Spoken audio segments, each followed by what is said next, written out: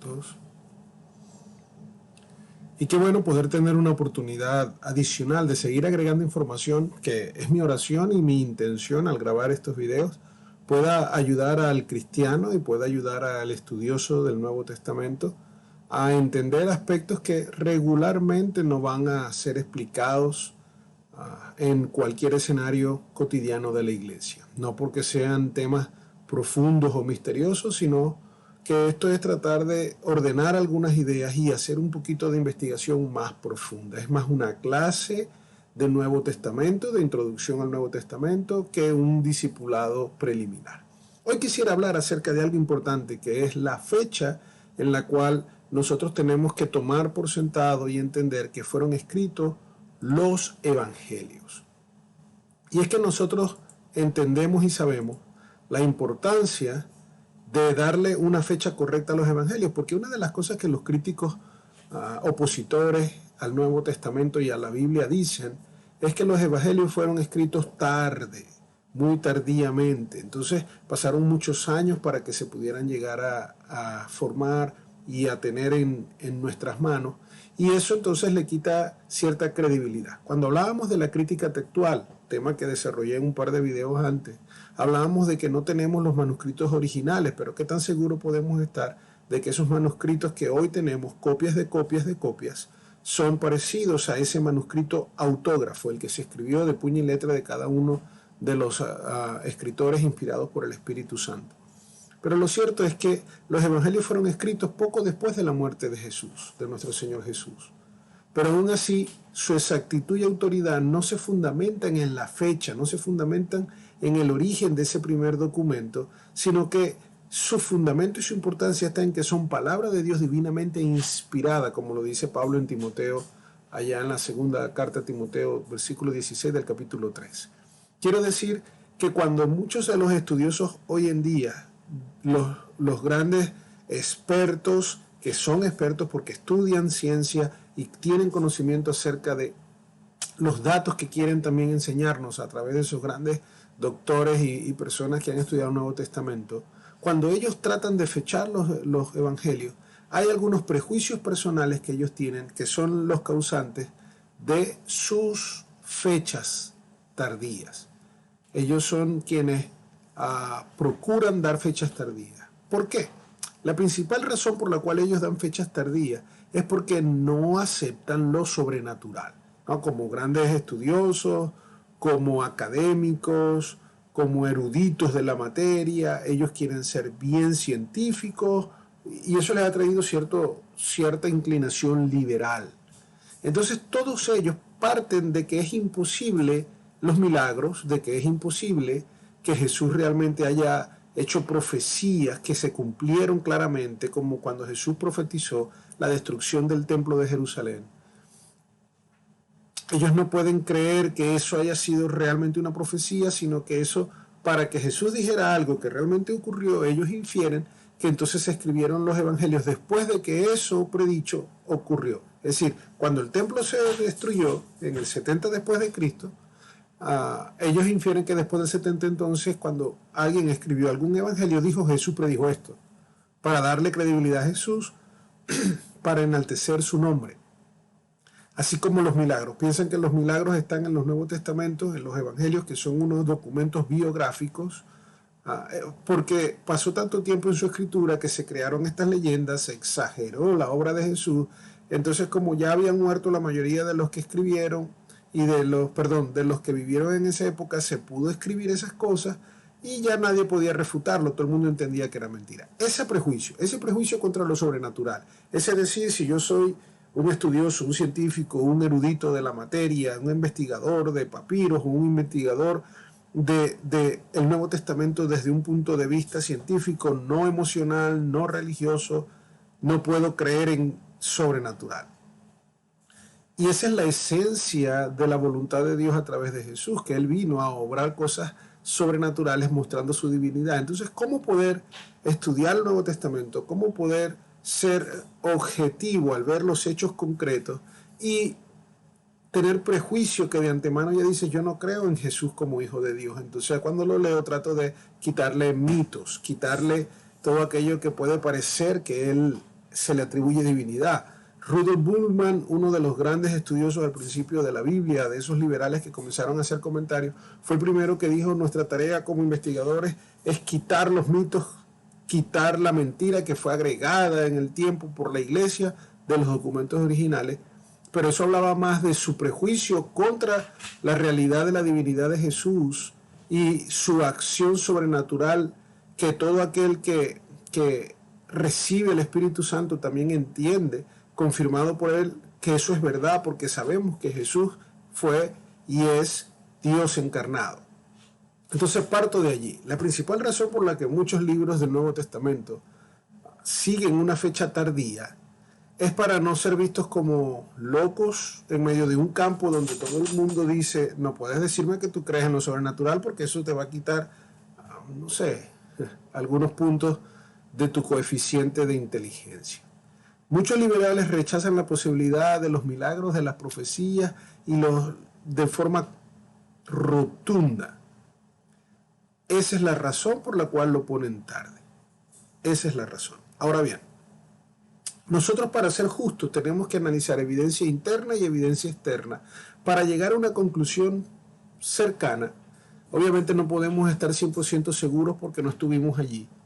Nosotros también con este análisis estamos haciendo una especulación, es una hipótesis que estamos desarrollando, pero es una hipótesis fundamentada en los hechos narrados por los evangelistas, de los cuales tenemos manuscritos bien cercanos a la fecha que ocurrieron los eventos, y si creemos que esos documentos son veraces en lo que reportan, entonces dentro de la información encontrada de ellos podemos utilizar puntos de referencia para fechar adecuadamente a los evangelios. Y por eso esa fecha que vamos a concluir es más temprana. No vamos a caer en el campo de los liberales o de los agnósticos o de los ateos o de aquellos que tratan de ser 100% científicos, sino que también de entrada yo voy a aceptar que Jesucristo hizo milagros, que es el Hijo de Dios, que murió en la cruz del Calvario para traer una redención a aquellos que Dios había elegido de antemano para salvación. Entonces, quitándonos eso, miremos algunas evidencias tempranas, externas, aquellas cosas que fuera del Nuevo Testamento pueden señalarnos algún tipo de fecha cercana a los eventos. Una de las evidencias más claras que nosotros tenemos son aquellos líderes de la iglesia primitiva, aquellos padres de la iglesia que les estuve comentando anteriormente, que fungieron un papel importante para conservar el contenido del Nuevo Testamento. Ellos también registraron en sus más de 1 millón de comentarios que les he anticipado que han hecho acerca del Nuevo Testamento y asuntos cercanos, información. Por ejemplo, Ireneo, Orígenes y Eusebio registraron hechos. Eusebio, que era obispo de Cesarea y conocido como uno de los padres de la iglesia más importante, informó que para él Mateo había escrito su evangelio antes de salir de Palestina para predicar a otras tierras. Eusebio dice que esto ocurrió quizás unos 12 años después de la muerte de Cristo. Es más, cuando Eusebio está citando la información de Papías, un predecesor, él dice que Mateo escribió primero para los hebreos. Algunos interpretaron que eso quiere decir que él lo escribió quizás en arameo para los hebreos, para los judíos, y que después fue traducido al griego. Eso es una inferencia de lo que son las palabras de Papías. Lo que sí sabemos es que ellos testifican de que Mateo se escribió muy temprano y aceptan que fue con una intención específica de dirigirse a la población judía. Entonces, si nosotros aceptamos, por ejemplo, esos comentarios externos de los padres de la iglesia, vamos a tener que datar a Mateo temprano. Si fueron 12 años después de la muerte de Cristo, eso es 42, 45. Y algunos dirían muy tarde el 55. Ahora, evidencia interna, si leemos el Nuevo Testamento pleno, ¿qué podemos encontrar para ayudarnos a definir cuándo se escribieron Mateo, Marcos, Lucas y Juan? Bueno, hay una lista, hay 8 cositas que quiero resaltar y con eso vamos a tratar de darle forma a esta respuesta. Primero, el Nuevo Testamento no describe la destrucción del templo de Jerusalén, lo cual ocurrió en el año 70 después de Cristo. Ciertamente, Los evangelios tienen la profecía de Jesús diciendo que el templo iba a ser derrumbado, que no quedaría piedra allí. El punto de vista de un crítico agnóstico que no puede aceptar lo sobrenatural, o sencillamente de un ateo o del estudioso del Nuevo Testamento más liberal, infiere que por estar la predicción de algo que ocurrió, entonces tuvo que haberse escrito después. Nosotros creemos que Jesús predijo. Así que podemos ver la misma evidencia, hermanos. Ese es el punto que hoy en día se discute en todas las universidades y las grandes escuelas de análisis neotestamentaria. Que vemos el mismo caso o la misma evidencia y lo que lleva a una interpretación o a una hipótesis diferente son los prejuicios. Nosotros creemos que Jesús predijo. Si Jesús predijo algo, entonces lo dijo antes de que ocurriera. Por lo tanto, esa predicción fue previa al 70 después de Cristo. El solo hecho de que no se menciona en todo el Nuevo Testamento la destrucción del templo, algo tan importante para la vida de los judíos, me hace pensar que fueron escritos antes del 70, en su mayoría. Porque, por ejemplo, quizás podemos llegar a la conclusión de que el Apocalipsis de Juan fue bien tardío. Entonces, no había intención en él de mencionarlo, pero eso es otro tema. Tampoco se menciona nada acerca de la rebelión judía que ocurrió y previa a la destrucción del templo, ni del sitiado que se le hizo. Es decir, más o menos en el 66 después de Cristo, debido a la rebelión de los judíos que querían nuevamente soltarse de la opresión de Roma, comenzó un conflicto armado. Pasaron varias cositas puntuales que en el 68 conllevó a un sitio que le hicieron a la ciudad de Jerusalén, que fue rodeada por las tropas romanas y se les prohibió recibir agua, alimento, no podían entrar, no podían salir. Allí estuvieron por demasiado tiempo solamente con una medida de restricción para hacerlos sufrir, lo que hizo que dicen algunos historiadores que se comieran entre sí dentro de Jerusalén, que salieran a la calle a ver qué podían traer, porque los estaban matando de hambre y eso era parte de mermarlos. Eso ocurrió en el 68. No tenemos ninguna referencia tampoco a eso en libros como el libro de los Hechos, donde Lucas hace una narración especial de todos los eventos que ocurrieron, pero no menciona ninguno de esos tres factores, ni la destrucción del templo, ni el inicio de una rebelión contra Roma, ni el sitio que se le hizo. Entonces, ya no solo digo que fueron antes del 70, sino que ahora tiene que ser antes del 66, porque fue cuando comenzó todo esto. Sabemos que Lucas era una especie de científico, él era un doctor, él era también un historiador, lo vemos como cuando dedica el Evangelio y dedica el libro de los Hechos a Teófilo, y él pone allí en su narrativa énfasis importante en personajes como Pedro primero y después Pablo, que entre ellos dos, siguiendo lo que el Espíritu Santo hace a través de la vida de Pedro, a través de la vida de Pablo, desarrolla la mayoría de las cosas del libro de los Hechos. Se menciona aspectos importantes y valiosos de su ministerio, crisis personales como cuando sabemos que termina el libro de los Hechos y Pablo está esperando una sentencia que sabemos que termina en muerte, pero el libro de los Hechos no nos narra. Y resulta que él no menciona nada acerca de la muerte de Pedro y Pablo, pero sí menciona, por ejemplo, la de Esteban. Ahora, ¿quién era más importante para narrar todo, Esteban o Pedro y Pablo? Entonces, si ambos murieron bajo la persecución de Nerón, creemos que Pablo pudo haber muerto en el 64 y en el año siguiente, en el 65 después de Cristo, murió Pedro, crucificado boca abajo, porque dijo que no era digno de morir igual que el Señor Jesucristo, así que pidió que lo crucificaran boca abajo, con la cabeza hacia el suelo en la cruz. Entonces tampoco se predice nada acerca de ellos, no se dice nada acerca de ellos, no se narra su muerte. Ahora yo creo que tenemos que pensar en una fecha más temprana, no solo que el 66, sino que el 64. Entonces ya vamos bajando la posibilidad de poder definir una fecha. Otra cosa que tenemos es que Lucas no menciona la muerte de Santiago, el hermano o el medio hermano de nuestro Señor Jesús. Si ustedes recuerdan, Santiago, el medio hermano de Jesucristo, después de la aparición de Jesús resucitado, llegó a convertirse en uno de los pilares de la iglesia de Jerusalén, que lo vemos narrado en el libro de los Hechos, porque, por ejemplo, en el capítulo 15, cuando se hace el gran concilio de Jerusalén para hablar acerca de la realidad de que el Espíritu Santo también viene a la vida de los gentiles. Santiago, no el apóstol, sino Santiago, el hermano de Jesús, era uno de los líderes de la iglesia de Jerusalén. Y es el que escribe la carta que tenemos en el Nuevo Testamento llamada Santiago. Él murió en el 62. Está bien establecido a través de las citas de los padres de la iglesia que narran la manera en que él fue martirizado solo por ser pilar de la iglesia, pero también por ser sangre de Jesucristo. ¿No creen ustedes que Lucas en su narración no lo mencionaría? Entonces ahora bajamos, Lucas tuvo que haber escrito antes de que mataran a Santiago, el hermano de Jesús, antes de que mataran a Pedro, antes de que mataran a Pablo, tuvo que haber escrito antes de que iniciara la rebelión judía, antes del sitio de Jerusalén y ante la destrucción del templo. Sabemos sin discusión que Lucas escribió Hechos antes del 62, punto. Quizás lo escribió entre el 57 y el 60. Sabemos que Lucas escribió primero el Evangelio, entonces el Evangelio es más temprano. Si Hechos fue escrito alrededor del 57 al 60, el Evangelio de Lucas ahora tiene que estar por debajo del 57, más cercano a los tiempos de Jesús. Recuerden que Jesús murió en el 33.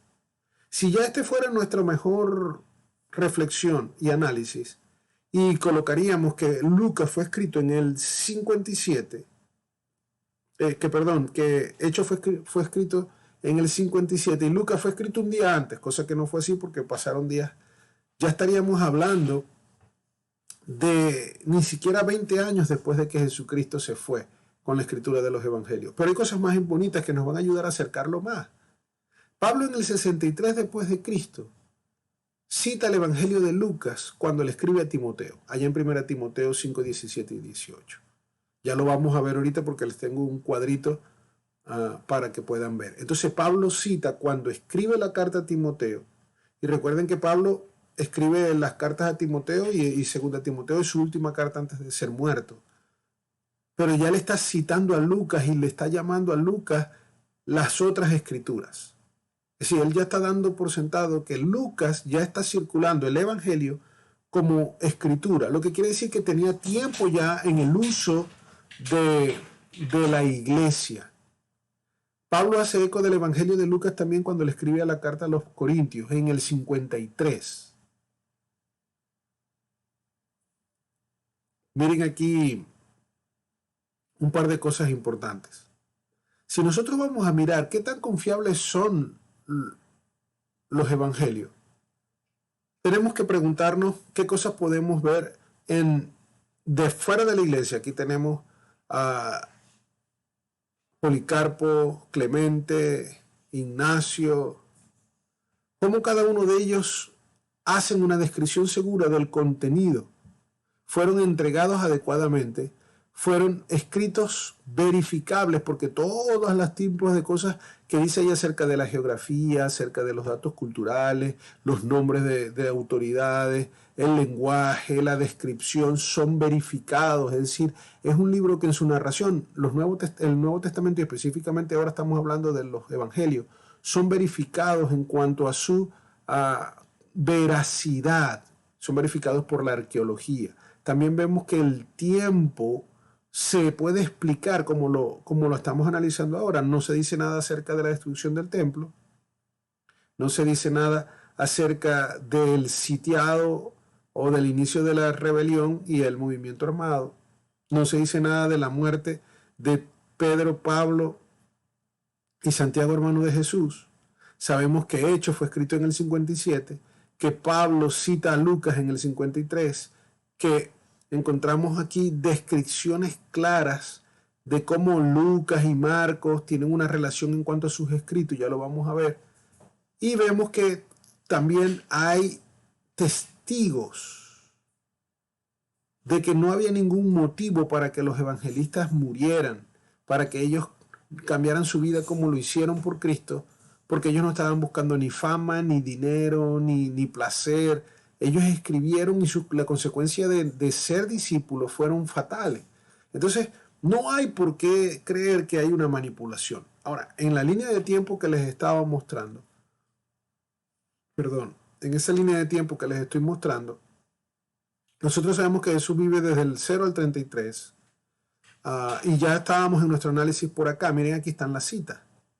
Cuando Pablo dice, el obrero es digno de su salario, se lo escribe a 1 de Timoteo, y 1 de Timoteo fue escrito en el 63. También Pablo, cuando le escribe a los corintios, que hace descripción de la Santa Cena, de que yo recibí lo que, yo les comparto lo que también yo recibí, él está citando literalmente a Lucas, porque esa manera en que él describe lo que ocurrió en la Santa Cena son las palabras exactas del Evangelio de Lucas.